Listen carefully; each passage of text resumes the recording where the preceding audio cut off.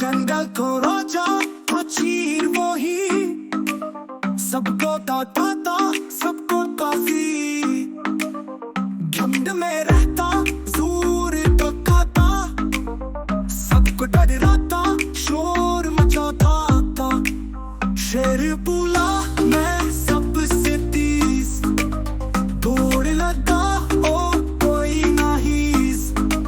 सबका सन्नाटा सबका खौफ, खरगोश बोला मैं हूँ तैयार।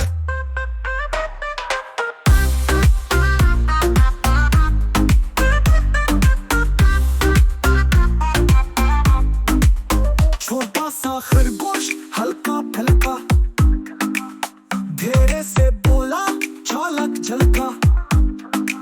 शीन ने हंसा बोला ये खेल, मेरे आगे तो तुम सब फेल।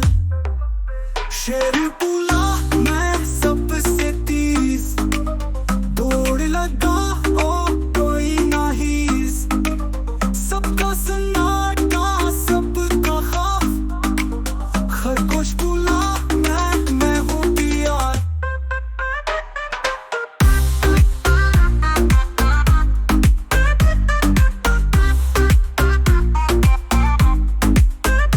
दौड़ शुरू जंगल की राह, खरगोश की चाल जब से चाह। शीर ने हंसा बोला धीरे दबा, खरगोश जीता शीर हैरान हुआ। सबने सीखा गुरूर न करना, चला कि सबसे पीछे न हटना। खरगोश की जीत एक सबक सिखाया, शेर ने आखिर अपना सर झुकाया।